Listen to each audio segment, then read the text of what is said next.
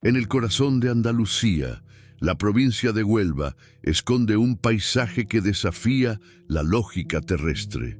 Un lugar donde un río fluye con aguas de color rojo sangre, teñidas por milenios de metales pesados. Es la cuenca minera de Río Tinto, una herida abierta en la tierra que parece sacada de la superficie de Marte, un lienzo ocre y violáceo que atestigua una historia tan antigua como brutal. Este escenario casi extraterrestre no es obra de la naturaleza, sino de la ambición humana. Durante más de 5.000 años, civilizaciones enteras han perforado sus entrañas en busca de cobre, plata y oro. Dartesios, fenicios, romanos y británicos dejaron su huella, horadando la tierra hasta crear un laberinto de galerías que se extiende por cientos de kilómetros bajo la superficie. Un submundo oscuro y silencioso, pero el silencio aquí es engañoso. Los lugareños, descendientes de generaciones de mineros, saben que las profundidades no están vacías. Afirman que cuando el ruido de la maquinaria cesa y la oscuridad es absoluta, las galerías comienzan a hablar. Cuentan historias de susurros que reptan por los túneles, de ecos de herramientas que golpean la roca sin que nadie las empuñe, de lamentos que parecen emanar de la propia piedra. Estas no son simples anécdotas para asustar a los niños. Son testimonios transmitidos con un respeto temeroso, fragmentos de una memoria colectiva que se niega a desaparecer. Los mineros, hombres curtidos por el peligro y el trabajo duro, aprendieron a convivir con este fenómeno, a interpretar el silencio y a reconocer las voces que no pertenecían a ningún ser vivo. Unas voces que parecen ser el alma misma de la mina. La leyenda más persistente habla de las voces ocultas, un coro de ecos atrapados en el tiempo. Son los suspiros de los esclavos romanos, los cánticos de los trabajadores del siglo XIX, las advertencias de los que perecieron en derrumbes. Este relato no es solo una de tantas historias de terror, es el pulso de una tierra que ha absorbido tanto sufrimiento que ahora, en la quietud, lo devuelve. La historia de Río Tinto es una crónica de extracción incesante. Mucho antes de que el Imperio Romano la convirtiera en su principal fuente de metales, los pueblos íberos ya habían descubierto su riqueza.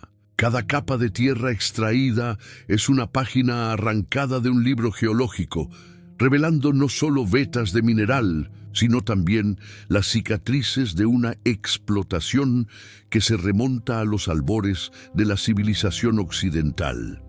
Fueron los romanos, sin embargo, quienes industrializaron el sufrimiento en estas galerías. Con una ingeniería implacable, organizaron una operación a gran escala, utilizando a miles de esclavos en condiciones infrahumanas. La condena damnatio ad metalla era, en esencia, una sentencia de muerte lenta y agónica. Estos hombres y mujeres vivían y morían en la oscuridad, sus vidas consumidas por el polvo y la extenuación. Imaginemos por un momento la atmósfera de esas galerías romanas. El aire viciado, el calor sofocante, el sonido constante de los picos contra la roca y el crujido de las maderas de entibación. Un entorno donde la esperanza era un mineral más escaso que el oro. Los historiadores describen estos lugares como auténticos infiernos en la tierra. Y es fácil entender por qué sus ecos perduran. Tras la caída de Roma, las minas cayeron en un relativo olvido durante siglos, hasta que en el siglo XIX, una compañía británica, la Rio Tinto Company Limited, las devolvió a la vida con una ferocidad renovada. La tecnología era nueva, máquinas de vapor, ferrocarriles, pero la esencia del trabajo seguía siendo la misma. Hombres enfrentándose a la oscuridad y al peligro, a cambio de un salario exiguo. Es en esta superposición de épocas donde la leyenda de las voces cobra su verdadera fuerza. Se dice que el sonido de un pico moderno podía despertar el lamento de un esclavo romano, que el vapor de una locomotora se mezclaba con el suspiro de un minero tartésico. La tierra no olvida y en Río Tinto su memoria es audible, una constante que conecta el presente con las profundidades de su pasado. El fenómeno de las voces ocultas no es un estruendo, sino una presencia sutil, casi imperceptible al principio. Comienza como una duda en la mente del minero que trabaja en solitario. ¿Ha sido eso el viento silbando por una grieta? ¿O quizás el eco distante de un compañero en otra galería? La mente busca explicaciones lógicas, anclajes en la realidad para no sucumbir a la opresión de la oscuridad total. Los testimonios más antiguos, transmitidos oralmente de padres a hijos, describen una progresión. Primero es el sonido de una piedra que cae en la distancia, cuando se sabe que no hay nadie cerca. Luego, el chirrido metálico de una vagoneta en una vía abandonada hace décadas. Son sonidos anacrónicos, imposibles, que rompen la monotonía del trabajo y siembran una semilla de inquietud en el alma del oyente. La verdadera prueba llega cuando los sonidos adquieren un matiz humano, un murmullo ininteligible, como una conversación lejana al otro lado de un muro de roca. No es amenazante, al menos no al principio. Simplemente está ahí, una compañía inesperada en la soledad más absoluta. Muchos mineros veteranos confesaban haber respondido instintivamente a esos susurros, solo para ser recibidos por el silencio más profundo y denso. Este fenómeno se intensifica en las galerías más antiguas, aquellas excavadas por manos romanas, conocidas por su estrechez y falta de ventilación. Los hombres evitaban trabajar solos en estas zonas, no solo por el riesgo físico de derrumbes, sino por una presión psicológica que describían como insoportable. Sentían que no estaban solos, que eran observados por presencias invisibles que habitaban en la negrura perenne. Así, la mina se convirtió en un ente vivo, un laberinto con memoria propia. Los mineros no solo luchaban contra la dureza de la roca, sino también contra el peso de la historia que ésta contenía. Las voces eran un recordatorio constante de que pisaban tierra sagrada y profanada, un cementerio industrial donde cada golpe de pico podía despertar a los fantasmas del pasado, convirtiendo su labor en uno de los más genuinos cuentos de horror para no dormir. Para dar un rostro a esta leyenda, recurrimos a las crónicas locales que hablan de un minero llamado Manuel a finales del siglo XIX. No era un hombre supersticioso, sino un trabajador pragmático, padre de familia, cuya única preocupación era llevar un jornal a casa. Su trabajo consistía en abrir nuevas galerías en solitario, una tarea peligrosa, reservada a los más experimentados y a menudo a los más desesperados. La rutina de Manuel era un descenso diario a un mundo sin sol. Equipado con una simple lámpara de carburo, un pico y una pala, se adentraba en los túneles donde el único sonido era el de su propia respiración y el de sus herramientas. Durante meses, la soledad fue su única compañera, una presencia que aprendió a tolerar, pero nunca a apreciar. La oscuridad no solo lo envolvía, lo presionaba. Una tarde, mientras golpeaba una veta particularmente resistente, escuchó algo. Fue un sonido leve, casi ahogado por el eco de su propio pico. Un susurro breve y siseante. Se detuvo, contuvo la respiración y aguzó el oído. Nada, solo el goteo rítmico del agua filtrándose por una grieta cercana. Lo atribuyó al cansancio, al zumbido en los oídos que a veces provocaba el silencio prolongado. Sin embargo, el incidente dejó una marca en su subconsciente. Los días siguientes, Manuel se encontró prestando más atención a los sonidos de la mina. Cada crujido de la madera, cada eco distante, era analizado y diseccionado. La familiaridad de su lugar de trabajo comenzó a desvanecerse, reemplazada por una creciente sensación de extrañeza. El silencio, que antes era simplemente ausencia de ruido, ahora parecía cargado de una expectación ominosa.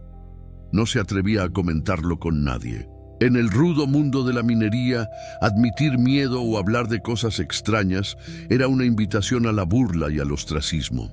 Podían considerarlo loco o, peor aún, un presagio de mala suerte para los demás. Así que Manuel guardó su inquietud para sí mismo. sin saber que su experiencia era el primer capítulo de un descenso personal a la esencia misma del misterio de la mina.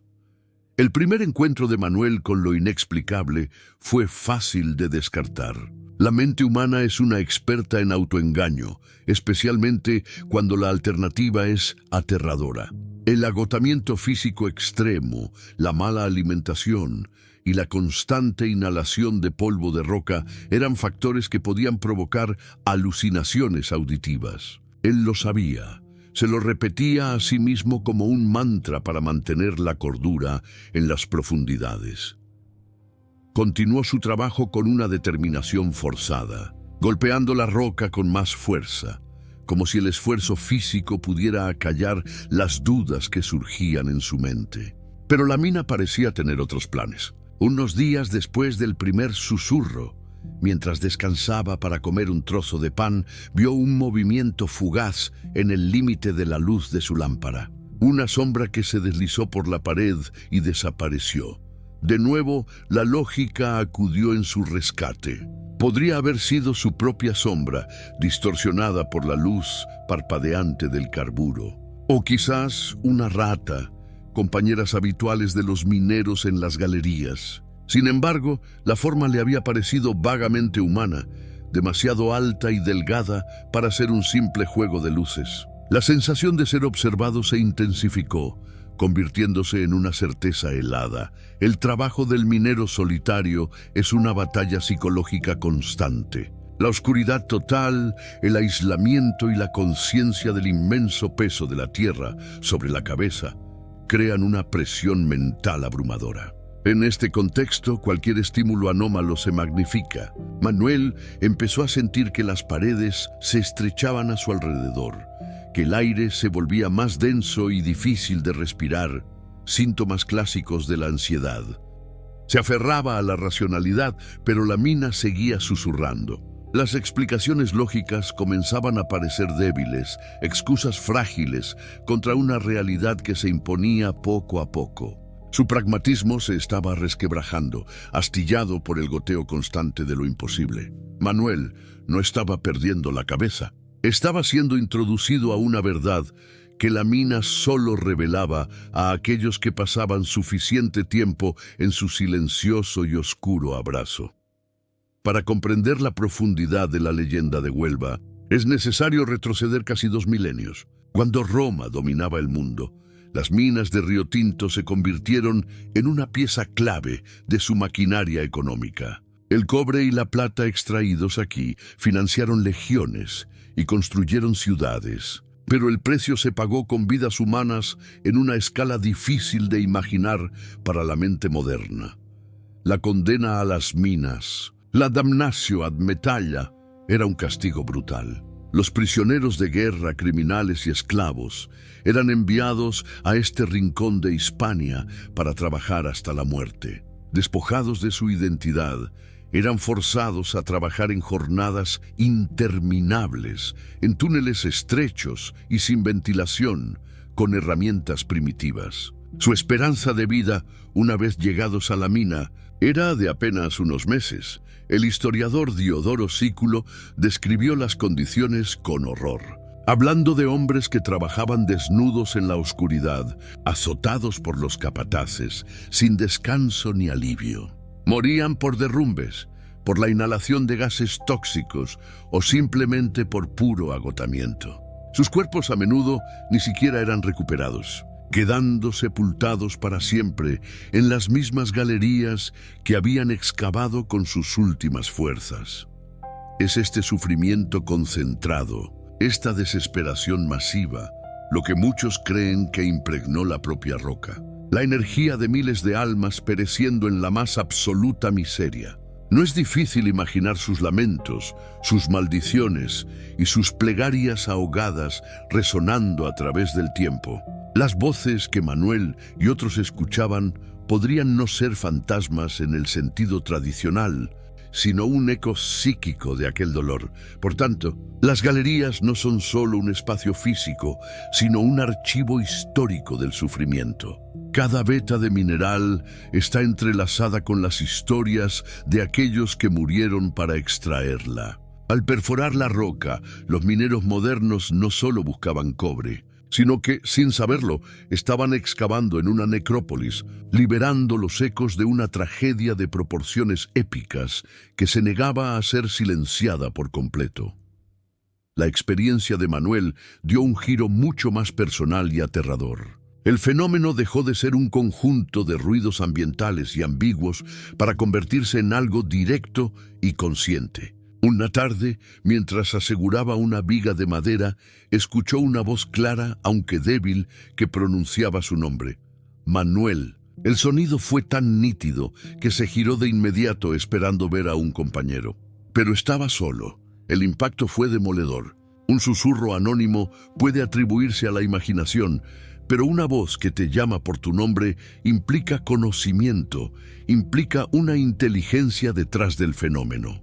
El miedo que sintió Manuel ya no era una simple inquietud, sino un pavor primordial. Aquello que habitaba en la oscuridad lo conocía. La mina, o lo que fuera que vivía en ella, se estaba comunicando con él. Empezó a dudar de sus propios sentidos de una forma que nunca antes había experimentado. ¿Se estaba volviendo loco? La figura del minero solitario que pierde la cordura es un arquetipo en muchas leyendas de mineros. Un hombre que, aislado del mundo, acaba creando sus propios compañeros y demonios en la negrura. Manuel temía estar convirtiéndose en uno de esos cuentos con moraleja que se narraban en voz baja. Sin embargo, los sucesos continuaron. En otra ocasión, la voz le advirtió de un peligro. Un siseo urgente que parecía decir «cuidado» justo antes de que una pequeña sección del techo se desprendiera a pocos metros de donde él se encontraba. El derrumbe no fue grave, pero si le hubiera golpeado, podría haber quedado malherido. ¿Coincidencia?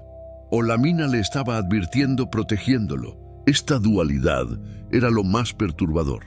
Las voces no siempre parecían malévolas. A veces sonaban melancólicas, otras veces, como en el caso del desprendimiento, casi protectoras. Esta ambigüedad hacía imposible catalogar el fenómeno. No era un simple monstruo o un demonio. Era algo mucho más complejo. Una presencia con una agenda incomprensible que había elegido a Manuel como su interlocutor en el mundo de los vivos. Con la llegada de la Rio Tinto Company Limited, en 1873, la fisonomía de la comarca cambió para siempre. Los británicos trajeron consigo la revolución industrial, locomotoras, maquinaria pesada y técnicas de extracción a cielo abierto, que crearon las inmensas cortas que hoy caracterizan el paisaje. Construyeron un pueblo de estilo victoriano, Bella Vista, para sus ingenieros y directivos, creando una burbuja de cultura anglosajona en el corazón de Andalucía. Este desembarco tecnológico y cultural generó una fascinante fricción. Por un lado, estaban los ingenieros británicos, hombres de ciencia, pragmáticos y en general escépticos ante las supersticiones locales. Para ellos, los ruidos de la mina eran simplemente tensiones geológicas, corrientes de aire o el asentamiento natural del terreno. No había espacio para fantasmas en sus precisos cálculos y planos de ingeniería. Por otro lado, estaban los miles de trabajadores españoles, hombres cuyas familias llevaban generaciones extrayendo mineral de esas mismas tierras. Portaban un bagaje cultural rico en folclore y leyendas.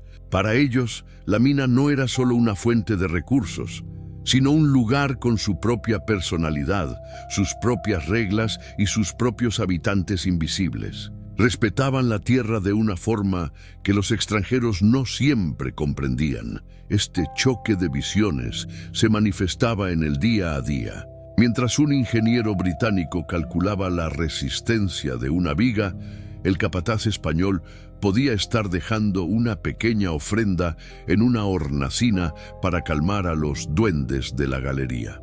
Las historias sobre las voces eran vistas por la dirección de la compañía como un síntoma de ignorancia, algo que podía afectar negativamente a la moral y la productividad de los trabajadores.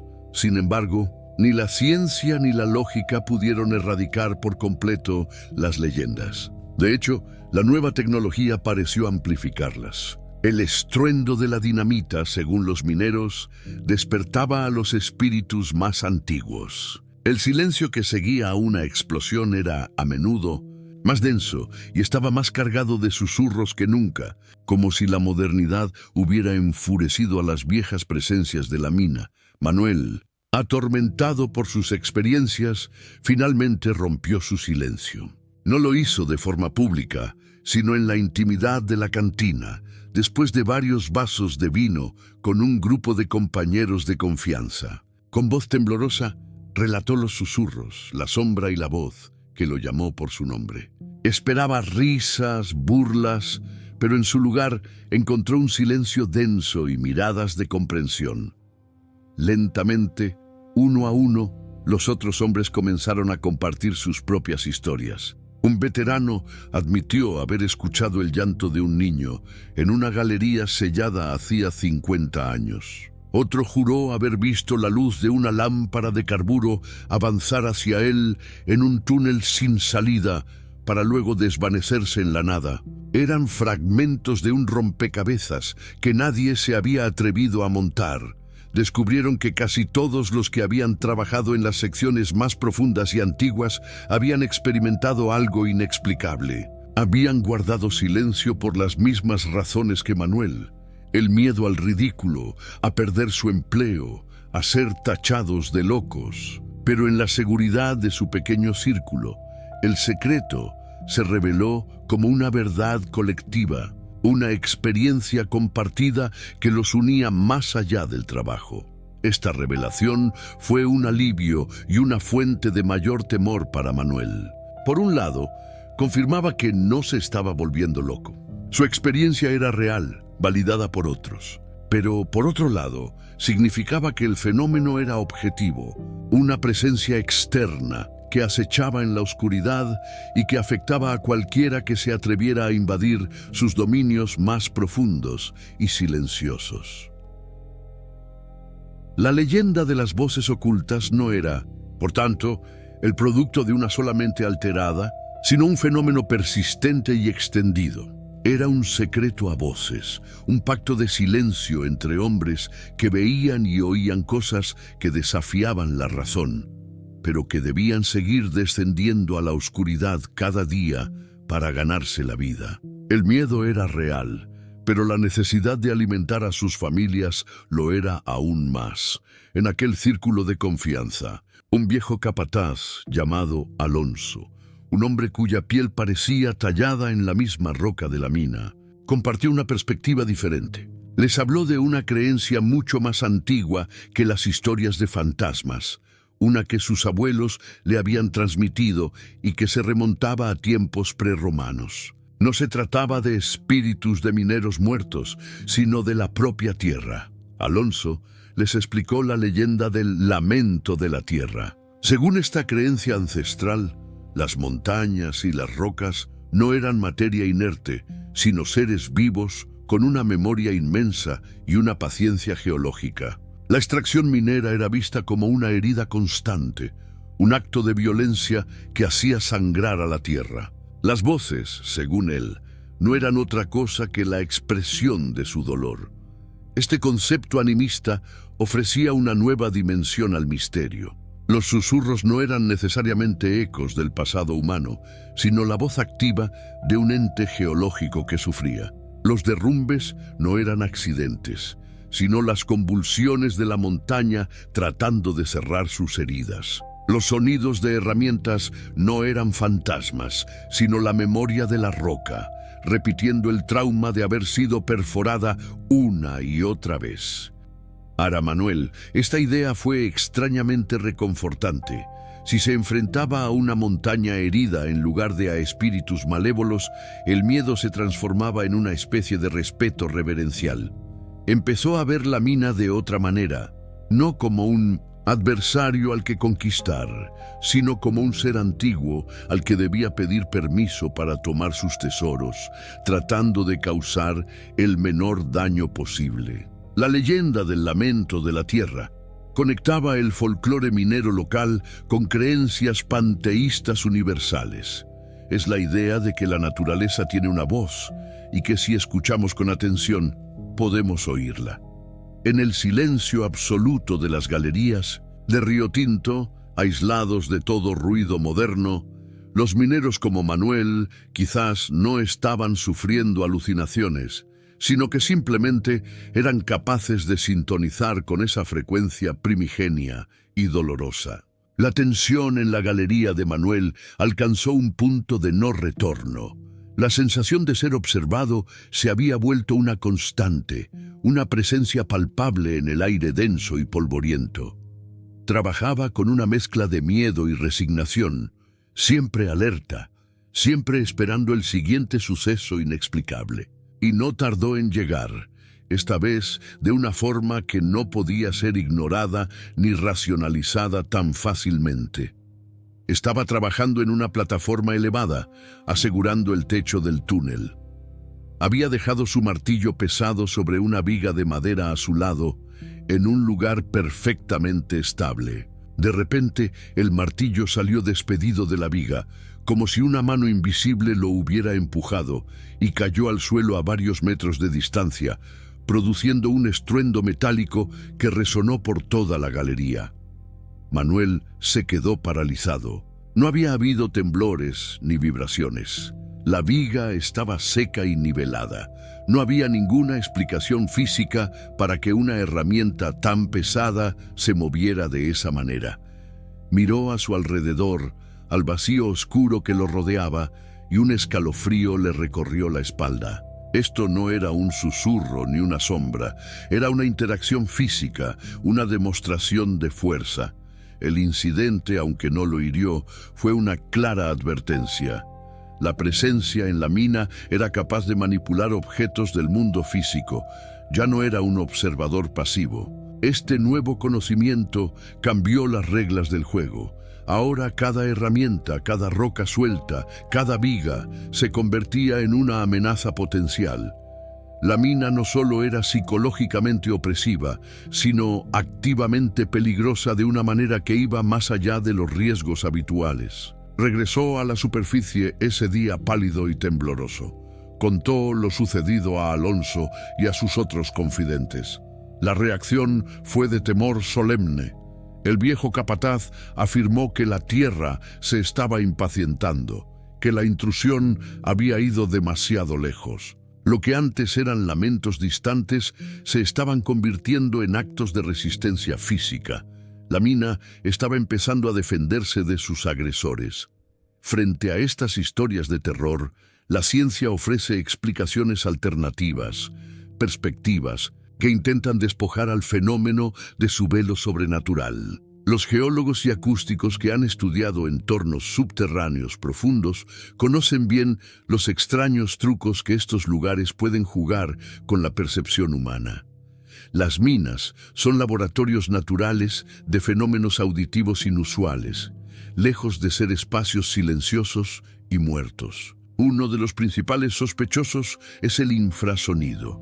Se trata de ondas sonoras de muy baja frecuencia, por debajo del umbral del oído humano, que pueden ser generadas por tensiones geológicas, corrientes de aire en grandes sistemas de túneles o incluso por maquinaria pesada operando a kilómetros de distancia. Aunque no podemos oírlos conscientemente, los infrasonidos pueden tener efectos fisiológicos y psicológicos profundos. La exposición a infrasonidos se ha relacionado con sentimientos de ansiedad, pavor, paranoia e incluso la sensación de una presencia en la habitación. Puede hacer vibrar el globo ocular, provocando la visión de figuras sombrías en la periferia del campo visual. Muchos de los elementos clave de la experiencia de Manuel, la ansiedad, las sombras, la sensación de ser observado, encajan con los síntomas de la exposición a estas ondas. Además, está la acústica única de los túneles. Las galerías pueden actuar como gigantescos tubos de órgano, amplificando y distorsionando sonidos lejanos hasta hacerlos irreconocibles. El simple goteo de agua puede, tras rebotar en decenas, de superficies, llegar al oído de un minero como un susurro o un lamento. La mente, en su afán por encontrar patrones, interpreta estos ruidos ambiguos como voces humanas. Por tanto, desde una perspectiva puramente científica, el misterio de las voces ocultas podría ser una tormenta perfecta de factores ambientales y psicológicos. La combinación de infrasonidos, una acústica engañosa, el aislamiento, la oscuridad y el estrés del trabajo crearía un cóctel capaz de generar experiencias que parecen genuinamente paranormales. Sin embargo, esta explicación no satisface a todos, especialmente cuando se enfrenta a voces que pronuncian nombres específicos. Las explicaciones científicas, aunque elegantes y lógicas, encuentran su límite en la especificidad de los fenómenos reportados por los mineros. El infrasonido puede causar una sensación general de pavor, pero ¿puede susurrar el nombre Manuel? La acústica de un túnel puede distorsionar un sonido, pero puede transformar el ruido de una roca al caer en una advertencia coherente como «¿cuidado?». Aquí es donde la ciencia duda. Manuel, aunque era un hombre sencillo, entendía la diferencia entre un ruido extraño y una comunicación directa. Él no solo sentía una presencia, sino que interactuaba con ella. La voz que lo llamó y el martillo que fue empujado eran acciones específicas e intencionadas. Atribuir todo esto a una coincidencia de factores geológicos y psicológicos empezaba a requerir más fe que creer en lo sobrenatural. El problema fundamental es que las explicaciones racionales no lograban abarcar la totalidad de la experiencia. Podían explicar partes del fenómeno, pero dejaban el núcleo del misterio intacto. La sensación de una inteligencia consciente detrás de los sucesos era demasiado fuerte para ser ignorada. Era como intentar explicar una sinfonía describiendo únicamente las propiedades físicas de las ondas sonoras, ignorando por completo al compositor y a la orquesta.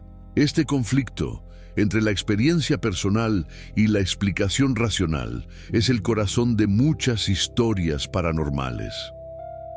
Los testigos se encuentran en una posición increíblemente frustrante.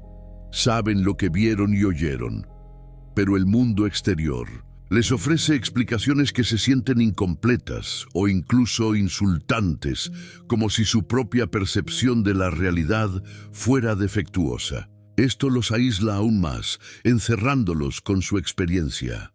Para Manuel, la conclusión era inevitable. Fuera lo que fuese que habitaba en las profundidades de Río Tinto, era real. No era una alucinación producto del cansancio ni un truco de la geología. Era una o varias entidades con conciencia, memoria y la capacidad de interactuar con su mundo. Aceptar esta verdad fue aterrador, pero también liberador. Ahora sabía a qué se enfrentaba, aunque no entendiera su naturaleza. La historia de Manuel no es un caso aislado. Buceando en los archivos de la compañía y en las crónicas locales, emerge otra historia, más antigua y trágica, que añade una capa aún más oscura al misterio.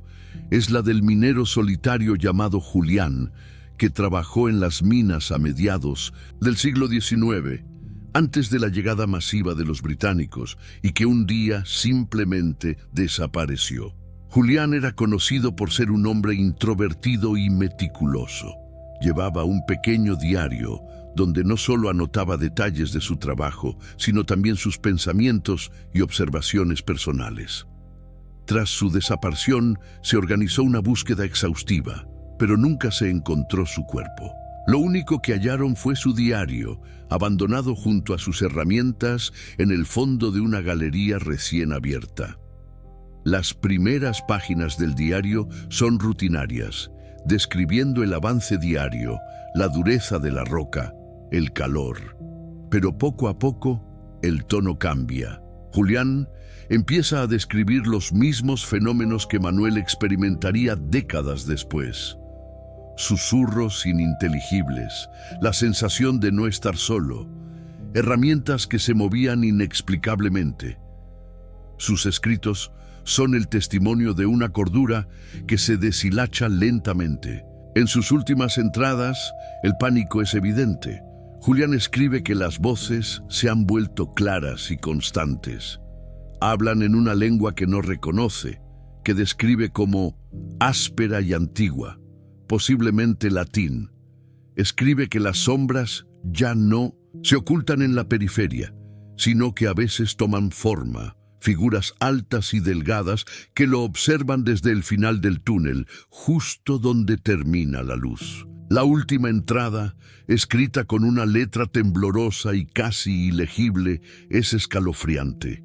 Dice: me llaman, dicen que debo unirme a ellos en la oscuridad, que hay más luz en la piedra que en el sol. No quiero ir, no quiero. El diario termina ahí. Su historia se convirtió en uno de esos cuentos de horror para no dormir que los mineros veteranos contaban a los novatos para infundirles respeto por las profundidades.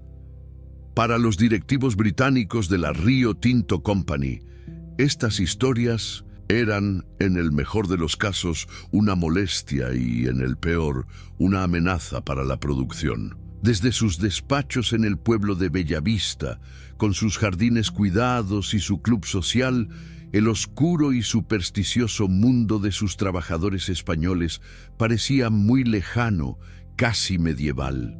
Su enfoque era la eficiencia, los balances y las toneladas de mineral. Cuando los rumores sobre las voces o los accidentes extraños llegaban a sus oídos, la respuesta era predecible y pragmática. Se atribuían al agotamiento, a la mala ventilación que podía causar hipoxia y alucinaciones, o simplemente al carácter supersticioso de la población local. No había lugar en su cosmovisión positivista para fantasmas o lamentos de la tierra.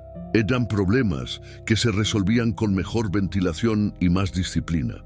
Cualquier minero que hablara abiertamente de estos fenómenos se arriesgaba a ser despedido.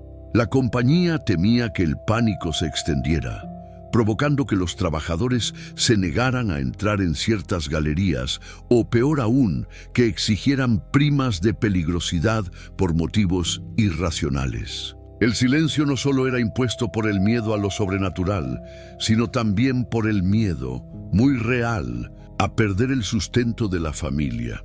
Este conflicto de intereses creaba una profunda brecha entre la dirección y los trabajadores. Los mineros se sentían incomprendidos y desprotegidos. Sabían que los peligros de la mina no solo eran físicos, derrumbe, gases, explosiones, sino también psicológicos y espirituales. Pero sus preocupaciones eran desestimadas como meras fantasías por hombres que nunca habían experimentado la soledad y la opresión de las profundidades. Irónicamente, al suprimir estas historias, la compañía solo consiguió darles más fuerza.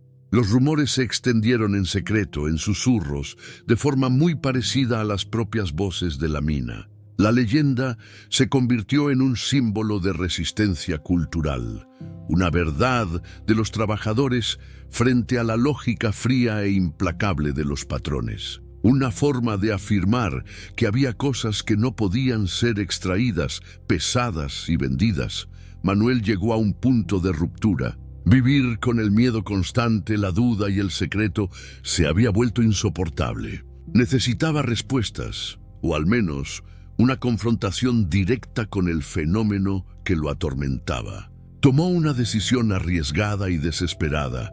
Pasaría una noche entera en la mina, solo, en la galería donde los sucesos habían sido más intensos. Quería escuchar, observar, sin la distracción del trabajo. Una noche, al final de su turno, en lugar de subir a la superficie con los demás, se escondió en un recoveco oscuro. Esperó a que el ruido de las últimas vagonetas se desvaneciera y el silencio total descendiera sobre el laberinto subterráneo. Llevaba consigo varias lámparas de carburo de repuesto, un poco de agua, un trozo de pan y un pequeño crucifijo de madera que le había dado su esposa. Se instaló en el mismo lugar donde el martillo había caído. Apagó su lámpara, sumergiéndose en una oscuridad tan absoluta que no podía distinguir sus propias manos frente a su cara. El silencio era una presión física en sus tímpanos. Al principio solo escuchaba el latido de su propio corazón, atronador en la quietud.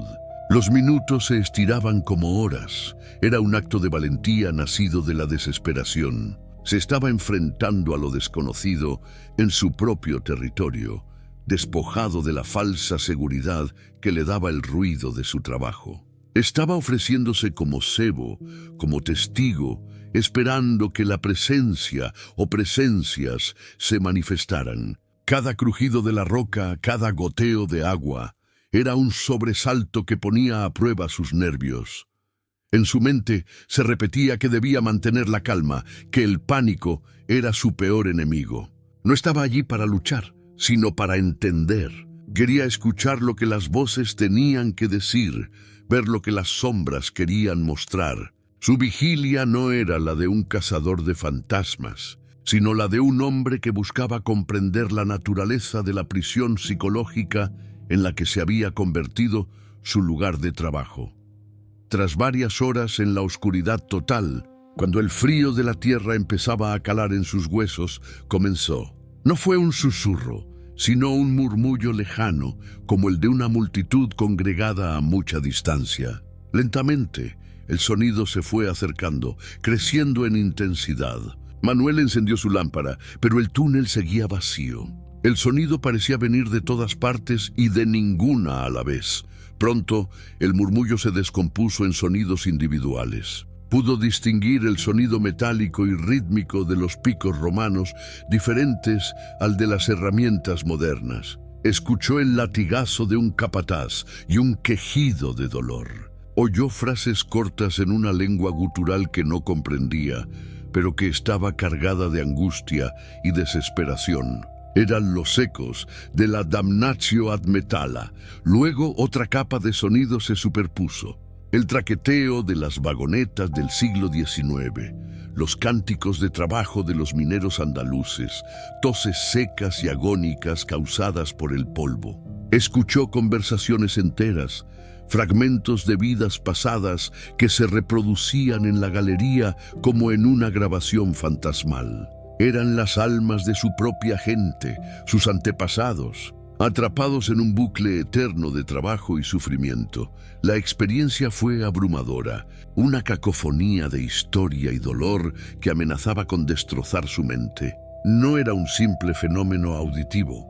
Sentía las emociones que acompañaban a los sonidos, el agotamiento, el miedo, la escasa alegría de un momento de descanso, la desesperación final. La galería se había convertido en un teatro de la memoria, y Manuel era el único espectador. En medio de aquel coro de los perdidos, una voz se elevó por encima de las demás, la misma que lo había llamado por su nombre. Esta vez era un lamento, una palabra repetida una y otra vez, una súplica que no pudo entender, pero cuyo significado sintió en lo más profundo de su ser: ayuda. La mina no era malévola. Estaba pidiendo auxilio, un descanso que nunca llegaba. En el apogeo de aquella sinfonía auditiva, la luz de la lámpara de Manuel comenzó a parpadear. El aire se volvió gélido. Contuvo la respiración, con los ojos fijos en la oscuridad del túnel. Y entonces lo vio. No fue una aparición terrorífica al estilo de los cuentos góticos, sino algo mucho más sutil y perturbador. Una figura se materializó lentamente en medio de la galería. Era translúcida, como un espejismo de calor, pero su forma era inconfundiblemente humana. Un hombre alto y demacrado, con el pelo largo y enmarañado, vestido solo con un taparrabos raído.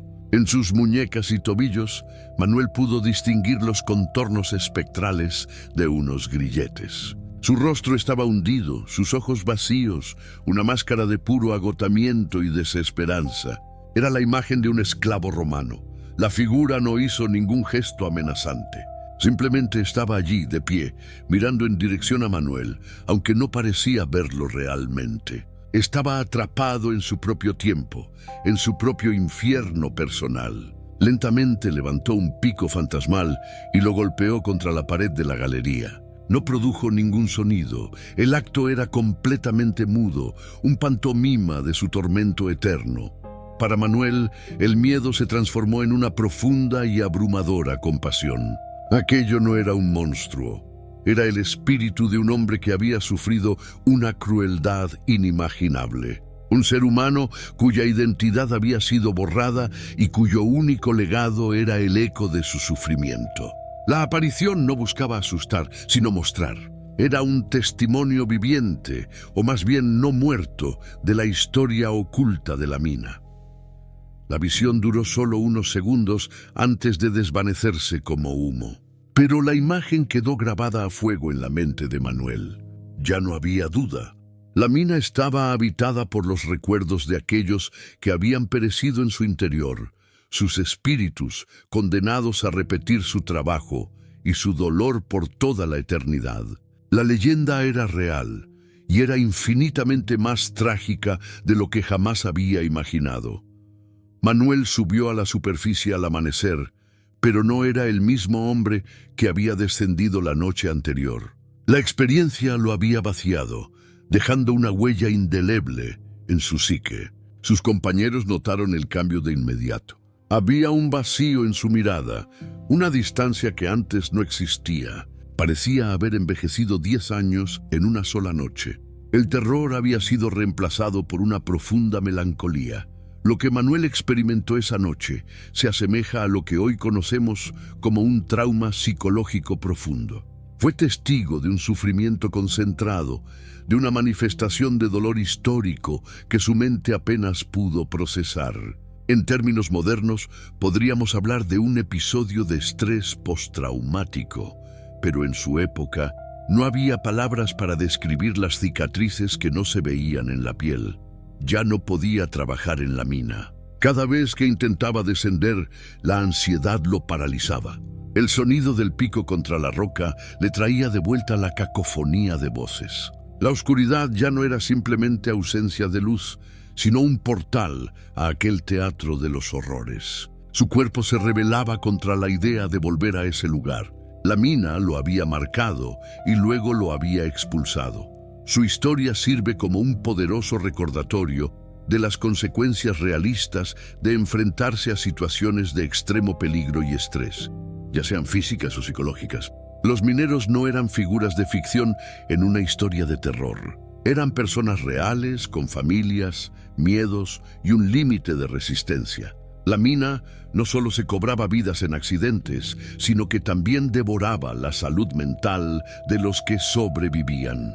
Manuel no fue visto como un héroe ni como un loco. Sus compañeros lo trataron con una mezcla de respeto y lástima. Entendían, a un nivel visceral, que había cruzado un umbral del que no se podía regresar. Se había asomado al abismo, al corazón de la leyenda de la mina, y el abismo le había devuelto la mirada, dejándolo cambiado para siempre. La historia de las minas de Huelva, aunque única en sus detalles históricos, no es un caso aislado. Alrededor del mundo, allí donde los humanos han perforado la tierra en busca de sus tesoros, han surgido leyendas notablemente similares. Estas leyendas de mineros son un fenómeno transcultural, un arquetipo del folclore que sugiere una conexión profunda entre la psique humana y el mundo subterráneo. En las minas de estaño de Cornualles, en el Reino Unido, los mineros hablaban de los knockers o golpeadores. Eran los espíritus de antiguos mineros, pequeños seres que golpeaban las paredes de las galerías. Se creía que sus golpes podían advertir de un derrumbe inminente, actuando como protectores, pero también podían extraviar a los mineros si se les ofendía, mostrando la misma dualidad que las voces de Huelva. En las ricas minas de plata de Potosí, en Bolivia, los mineros rinden culto a una deidad llamada El Tío. Se le representa como una figura diabólica, el señor del inframundo, y se le ofrecen cigarrillos, hojas de coca y alcohol para apaciguarlo y garantizar su protección y la riqueza del mineral. Es un reconocimiento de que bajo tierra se entra en un reino diferente, con sus propias reglas y sus propios gobernantes. En las minas de carbón de los Apalaches, en Estados Unidos, abundan las historias de fantasmas de mineros muertos en explosiones, cuyas luces de lámpara aún se ven vagando por los túneles. Al igual que en Huelva, se habla de voces que susurran advertencias o que llaman a los vivos desde la oscuridad, ecos de tragedias pasadas que se niegan a desvanecerse. Estas similitudes son fascinantes. Sugieren que el entorno extremo de la minería, la oscuridad, el aislamiento, el peligro constante, genera respuestas psicológicas y culturales parecidas en todo el mundo. O quizás apuntan a una verdad más profunda, que las entrañas de la tierra son, en sí mismas, un lugar propenso a albergar ecos del pasado, un espacio donde el velo entre nuestro mundo y otros es excepcionalmente delgado. Más allá de lo paranormal, la neurociencia y la psicología ofrecen una perspectiva fascinante sobre por qué las minas son un caldo de cultivo perfecto para experiencias extraordinarias. Nuestro cerebro es una máquina de buscar patrones, diseñada para interpretar el mundo a través de los sentidos. Pero, ¿qué ocurre cuando se le priva de casi todos los estímulos, como en la profundidad de una galería? Este estado se conoce como privación sensorial. En la oscuridad absoluta y el silencio casi total de una mina, el cerebro se encuentra en una situación antinatural. No recibe los datos visuales y auditivos a los que está acostumbrado. En un intento desesperado por llenar ese vacío, puede empezar a generar sus propias percepciones. Es el llamado efecto Ganzfeld, donde la falta de estímulos externos provoca alucinaciones. El cerebro, hambriento de información, empieza a interpretar señales internas, el propio flujo sanguíneo, la actividad neuronal aleatoria, como si vinieran del exterior. Un zumbido en el oído puede convertirse en un susurro. Una mancha en el campo visual, producto de la presión ocular, puede transformarse en una sombra fugaz. El cerebro crea su propia realidad para evitar el vacío sensorial. A esto se suma el estado de hipervigilancia propio de un entorno peligroso. Un minero está constantemente alerta a cualquier sonido o movimiento que pueda indicar un derrumbe o una bolsa de gas. Esta atención exacerbada hace que sea mucho más propenso a interpretar estímulos ambiguos como señales significativas, especialmente si está solo y bajo un estrés considerable, como era el caso del minero solitario. Por tanto, es posible que Manuel no estuviera escuchando fantasmas, sino el eco de su propia mente proyectado en la oscuridad. Las voces y las visiones podrían haber sido una creación de su cerebro, una arquitectura de la alucinación construida sobre los cimientos del miedo, la soledad y la privación sensorial. Una explicación que, aunque racional, no le resta ni un ápice de terror a la experiencia vivida.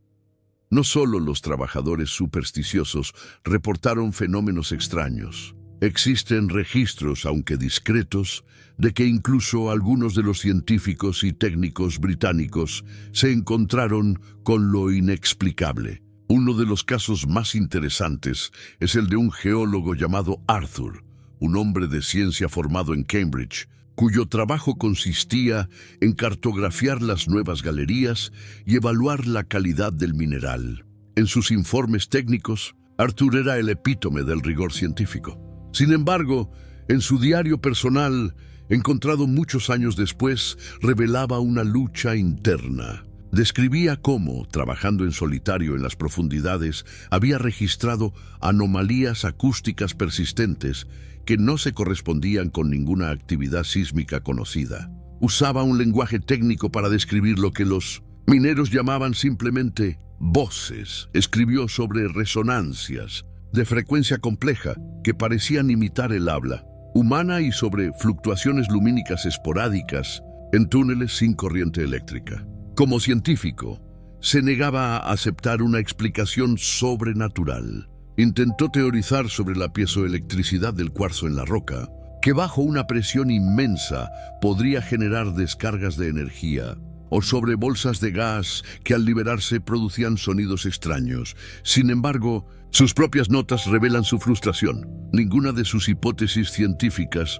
lograba explicar satisfactoriamente la coherencia y la aparente intencionalidad de los fenómenos. En una entrada particularmente reveladora escribió: «He de admitir, aunque solo sea este papel, que la sensación de una inteligencia observadora es a veces abrumadora. Es completamente ilógico, pero innegablemente real». La historia de Arthur es crucial porque proporciona una perspectiva externa y escéptica que, a su pesar, acaba validando la experiencia de los mineros. Demuestra que el fenómeno no era exclusivo de una clase social o un nivel educativo. La mina parecía revelarse a cualquiera que pasara el tiempo suficiente en su seno, independientemente de sus creencias previas, desafiando por igual la fe del minero y la razón del científico. La historia de las minas de Río Tinto no es solo un relato de sufrimiento antiguo, sino también de conflictos sociales muy modernos y brutales. En 1888, la comarca fue escenario de una de las mayores tragedias obreras de la historia de España, un suceso conocido como el Año de los Tiros, que añadió una nueva y sangrienta capa a la memoria de la tierra. Los mineros, desesperados por las condiciones de trabajo y los efectos devastadores de las teleras, un método de calcinación del mineral al aire libre que liberaba humos tóxicos y arrasaba los campos, organizaron una masiva manifestación pacífica en la plaza del pueblo de Río Tinto.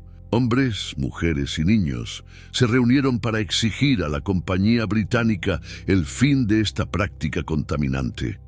La respuesta de las autoridades fue brutal. El ejército, enviado para proteger los intereses de la compañía, abrió fuego contra la multitud desarmada. Las estimaciones oficiales hablaron de 13 muertos, pero los testigos y las crónicas populares siempre han mantenido que las víctimas fueron más de 100. Fue una masacre que dejó una herida profunda y duradera en la comunidad. Según la leyenda local, las almas de aquellos manifestantes asesinados se unieron al coro de voces de la mina. Se dice que en el aniversario de la masacre, en las galerías que pasan por debajo de la plaza del pueblo, se pueden escuchar los gritos de pánico, las órdenes de los soldados y el estruendo de los fusiles. Un nuevo eco de injusticia y muerte que se sumaba a los lamentos de los esclavos romanos. Este evento histórico real refuerza la idea de la mina como un receptáculo del trauma colectivo. Cada tragedia, cada vida arrebatada violentamente en su entorno, parece dejar una impronta energética, un residuo psíquico que se manifiesta en los fenómenos inexplicables. Las voces ocultas no son solo un eco del pasado lejano, sino también de las luchas y el dolor de un pasado mucho más reciente y tangible. Tras su vigilia, Manuel tomó la única decisión que su mente y su cuerpo le permitían: abandonó la mina. Dejó atrás el único trabajo que había conocido, el oficio de su padre y de su abuelo. Fue una decisión increíblemente difícil en una época y un lugar donde las alternativas de empleo eran prácticamente inexistentes. Significaba enfrentarse a la pobreza, a la incertidumbre, pero la alternativa era perder la cordura. Su elección es un ejemplo perfecto de las consecuencias realistas y a menudo ignoradas en las historias de terror. El protagonista no derrota al monstruo y vive feliz para siempre. En muchos casos, el encuentro con lo inexplicable deja cicatrices permanentes. La supervivencia no consiste en vencer al fenómeno, sino en escapar de él, en tomar la decisión racional de preservar la propia salud mental por encima de todo. Manuel nunca volvió a hablar en detalle de lo que vio y oyó esa noche, ni siquiera con su esposa. El recuerdo era demasiado pesado, demasiado personal. Se convirtió en un hombre más silencioso, más introspectivo. Consiguió trabajos esporádicos en el campo, lejos de la sombra de las montañas perforadas. Pero quienes lo conocían decían que a menudo lo encontraban mirando hacia las colinas con una expresión de infinita tristeza. Su historia no es la de un héroe, sino la de un superviviente. Un hombre común que se vio envuelto en circunstancias extraordinarias y que tuvo la fortaleza de reconocer sus propios límites. No intentó luchar contra los espíritus ni desentrañar el misterio. Simplemente aceptó que había fuerzas en el mundo que estaban más allá de su comprensión y de su capacidad para soportarlas, y eligió la vida. Este cierre de su historia personal respeta la complejidad del ser humano. Manuel no es una víctima desechable de un relato de miedo, sino una persona que toma una decisión lógica y valiente para protegerse a sí mismo y a su familia. Su renuncia es, en sí misma, un acto de afirmación de la vida frente al peso opresivo de la historia y la muerte. Hoy en día, las minas de Río Tinto ya no son el centro industrial que fueron. Muchas de las galerías están cerradas y la extracción a gran escala ha disminuido. Sin embargo, su historia ha encontrado una nueva vida. El Parque Minero de Río Tinto se ha convertido en una importante atracción turística, que ofrece a los visitantes un viaje fascinante a través de la historia geológica e industrial de la región. Los turistas pueden viajar en un ferrocarril restaurado del siglo XIX, visitar un museo que detalla la historia de la minería y explorar una reproducción de una mina romana. El punto culminante para muchos es la visita a una galería real, un tramo de 200 metros de un túnel del siglo XIX que ha sido acondicionado y abierto al público. Es una forma segura y controlada de experimentar una pequeña parte de lo que fue la vida de un minero. Pero incluso en este entorno turístico, la leyenda persiste. Los guías, a menudo descendientes de los propios mineros, a veces comparten las viejas historias en voz baja, lejos de los oídos de la administración. Y los visitantes, incluso aquellos que no conocen las leyendas, a menudo informan de sensaciones extrañas en el interior de la galería visitable. Hablan de caídas inexplicables de temperatura en ciertos puntos del túnel, de la sensación incómoda de ser observados desde la oscuridad más allá de las luces de seguridad.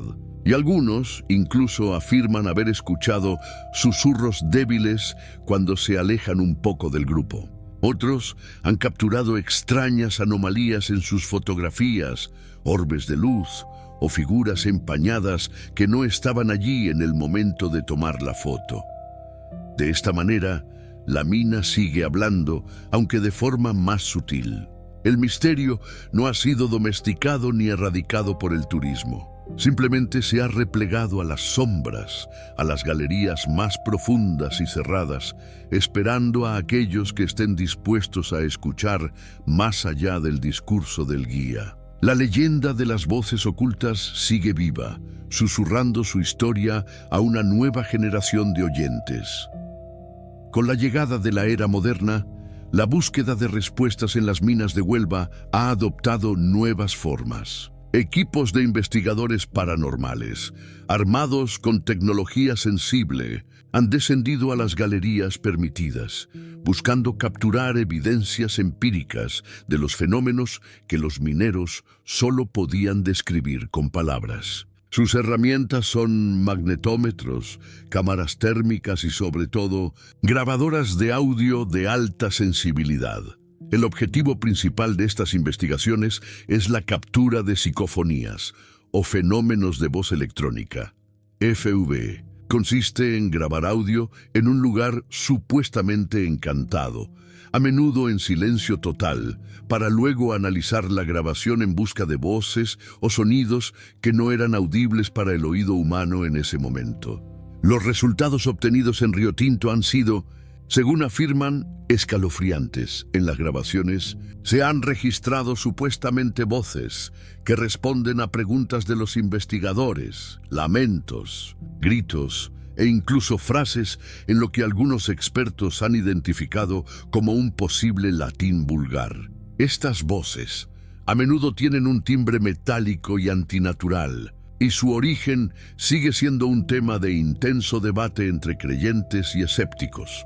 Los escépticos argumentan que las psicofonías no son más que interferencias de radio, fragmentos de transmisiones lejanas que la grabadora capta, o pareidolia auditiva, el mismo fenómeno que nos hace oír palabras en el ruido blanco. Sostienen que no hay pruebas de que estas voces sean de origen paranormal. La mente, de nuevo, buscando patrones donde solo hay caos. Sin embargo, para los que creen, estas grabaciones son la prueba definitiva. Son la confirmación tecnológica de lo que los mineros han sabido durante generaciones. Las voces ocultas, atrapadas durante siglos en la piedra, finalmente han encontrado un medio para hacerse oír en el mundo moderno. Un eco fantasmal que viaja a través de ondas de radio en lugar de corrientes de aire, manteniendo viva una de las más inquietantes historias de terror de España, una de las teorías más fascinantes que intenta tender un puente entre lo paranormal y la ciencia es la de la memoria residual, o teoría de la cinta de piedra, Stone Tape Theory. Esta hipótesis postula que los eventos emocionalmente intensos, especialmente los traumáticos, como la muerte, el miedo o el sufrimiento extremo, pueden de alguna manera imprimirse en el entorno, particularmente en materiales como la piedra y el agua. Según esta teoría, las rocas de la mina de Río Tinto actuarían como un gigantesco disco duro geológico. Durante miles de años, habrían estado grabando la inmensa carga emocional de los eventos que tuvieron lugar en su interior. La agonía de los esclavos romanos, la desesperación de los mineros del siglo XIX, el pánico de la masacre de 1888. No se trataría de espíritus conscientes, sino de una grabación pasiva. Los fenómenos reportados, como las voces o las apariciones, no serían interacciones con fantasmas inteligentes, sino la reproducción de esta grabación bajo ciertas condiciones ambientales, quizás un cambio en el campo magnético, una determinada frecuencia de sonido o la presencia de una persona particularmente sensible que actúe como cabeza lectora de la cinta. Esto podría explicar por qué los eventos se repiten una y otra vez. Esta idea explicaría por qué las apariciones, como la que vio Manuel, a menudo parecen no ser conscientes de los testigos, repitiendo acciones en un bucle, como el esclavo golpeando la pared. También explicaría la cacofonía de sonidos de diferentes épocas, ya que la grabación contendría todas las capas de la historia de la mina, que se reproducirían de forma caótica y superpuesta. La teoría de la cinta de piedra ofrece una explicación que se encuentra en un fascinante terreno intermedio. Evita la idea de espíritus conscientes, pero acepta que algo real y anómalo está sucediendo. Las voces ocultas de Huelva no serían, por tanto, las almas de los muertos, sino el eco indeleble de sus vidas, una cicatriz energética grabada para siempre en el corazón de la tierra. Al final de este viaje, es importante volver a la figura de Manuel. Su historia, ya sea real o una amalgama de leyendas, es fundamental porque humaniza el misterio. Demasiado a menudo, en los cuentos de horror, los personajes son meros vehículos para el miedo, figuras bidimensionales cuyo único propósito es ser aterrorizadas o perecer. Pero Manuel es mucho más que eso. Es el retrato de un hombre complejo y resiliente. Manuel representa a todos los trabajadores que se han enfrentado a condiciones extremas, no solo en Huelva, sino en todo el mundo. Era un hombre de su tiempo, con sus propias creencias y limitaciones, pero también con una gran fortaleza interior. Su pragmatismo inicial, su creciente miedo, su desesperada búsqueda de la verdad y su decisión final de abandonar la mina pintan el cuadro de un ser humano completo. Él no fue un héroe en el sentido tradicional. No desterró a los espíritus ni resolvió el enigma. Su victoria fue mucho más personal y silenciosa. Eligió su propia sanidad y su vida por encima del trabajo. En un mundo donde a menudo se glorifica el sacrificio y la resistencia a cualquier costo, la decisión de Manuel de retirarse es un poderoso recordatorio de que a veces la mayor valentía reside en saber cuándo alejarse. Su experiencia nos enseña a tratar a los testigos de fenómenos inexplicables con respeto y empatía, en lugar de con burla o escepticismo condescendiente. Su miedo era real, su trauma era real, independientemente de la causa última de los fenómenos. Fue un hombre que se asomó a algo que estaba más allá de los límites de la experiencia humana normal y sobrevivió para contarlo, aunque fuera en susurros. Así, la historia del minero solitario que escuchó las voces no es solo una leyenda para asustar, sino una parábola sobre la resistencia humana, sobre los límites de la percepción y sobre el coraje de elegir la vida, incluso cuando eso significa caminar hacia la incertidumbre. Manuel no es una víctima de la mina, sino el testigo que nos permite entender su profunda y trágica alma. La mina de Río Tinto es, en su esencia, un lugar de profundas contradicciones. Es un monumento a la increíble capacidad humana para la ingeniería, la innovación y la creación de riqueza a partir de la roca inerte. El conocimiento y la tecnología que se desarrollaron aquí, desde las norias romanas hasta las locomotoras británicas, impulsaron el progreso de civilizaciones enteras y dieron forma al mundo moderno de maneras que a menudo olvidamos. Pero al mismo tiempo, es un monumento al lado más oscuro de esa misma humanidad. Es un testimonio de la explotación, la codicia y la indiferencia ante el sufrimiento. Cada tonelada de cobre extraída tiene un coste humano invisible, una deuda de sangre y sudor que se remonta a miles de años. Es un lugar donde el avance tecnológico y la miseria humana avanzaron de la mano, una paradoja que define gran parte de nuestra historia.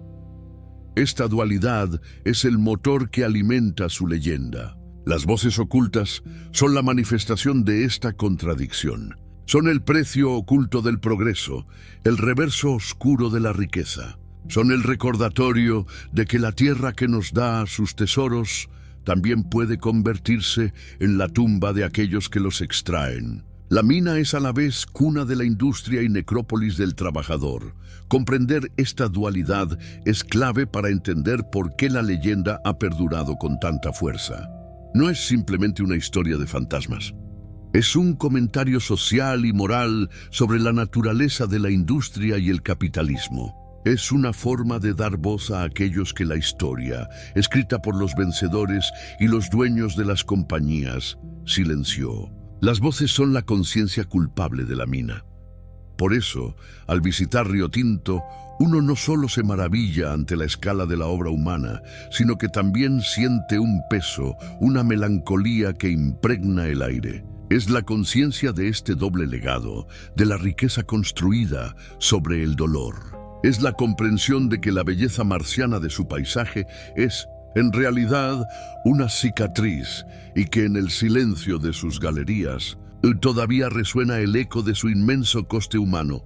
En el análisis final de la leyenda de Río Tinto, quizás el elemento más importante no son las voces, sino el silencio que las hace posibles. En nuestro mundo moderno estamos tan saturados de ruido constante que el silencio absoluto se ha convertido en una experiencia extraña y para muchos profundamente inquietante. Hemos olvidado cómo escuchar la quietud, y es precisamente en esa quietud donde reside el poder de la mina. El silencio de las galerías profundas es un personaje en sí mismo. No es una ausencia, sino una presencia activa. Es un lienzo en blanco sobre el cual la mente, la historia y quizás algo más pintan sus sonidos. Es en este vacío acústico donde los ecos más débiles, ya sean geológicos, psicológicos o paranormales, pueden ser escuchados. El silencio es el amplificador del misterio. Las mejores historias de terror, los cuentos de horror para no dormir más efectivos, a menudo entienden este principio. no se basan en el estruendo y el sobresalto, sino en la tensión que se acumula en el silencio. El miedo no proviene de lo que se ve o se oye, sino de lo que se podría ver o se podría oír en cualquier momento. Es la anticipación, la expectación que carga el aire en un lugar perfectamente quieto. Manuel y los otros mineros no temían tanto a las voces como al silencio premonitorio que las precedía. Era en esos momentos de calma total, cuando sentían la presencia con más fuerza, cuando sabían que algo estaba a punto de suceder. El silencio era el escenario y las voces, los actores de un drama que se representaba en la oscuridad. Al final, el silencio de las galerías nos obliga a confrontarnos con nosotros mismos, con nuestros propios miedos y con la inmensidad de la historia que nos precede.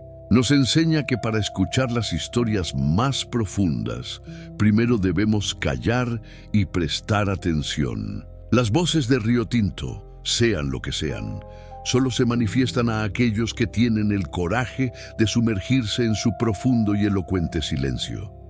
Después de explorar la historia, la ciencia, la psicología y el folclore, el misterio central de las minas de Huelva permanece intacto. ¿Qué son realmente las voces ocultas? Hemos recorrido un laberinto de posibles explicaciones, cada una con su propia lógica y sus propias limitaciones, pero ninguna de ellas consigue resolver el enigma de forma definitiva y satisfactoria para todos.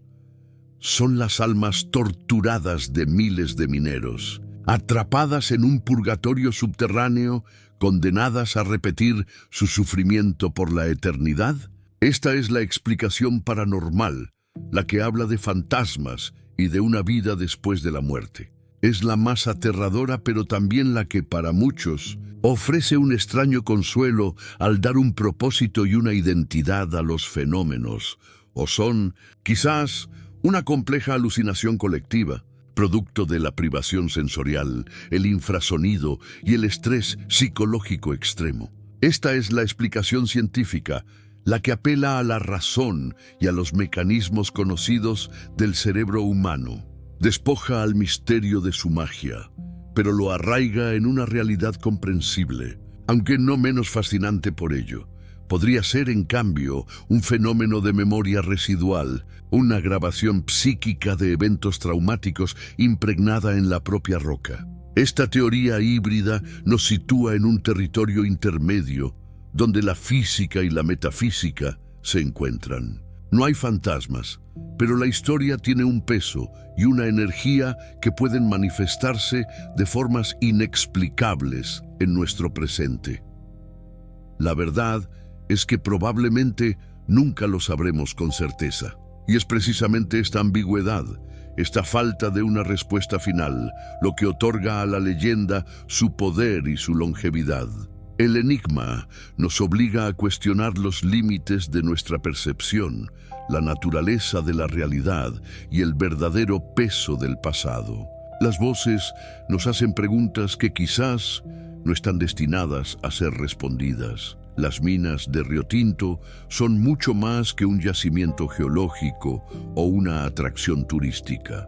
Son un palimpsesto de la historia humana, un lugar donde las capas de civilizaciones, ambiciones, tecnologías y sufrimientos se superponen hasta crear un eco que resuena a través de los milenios. Son un espejo de lo mejor y lo peor de nuestra especie, de nuestra capacidad para crear y para destruir.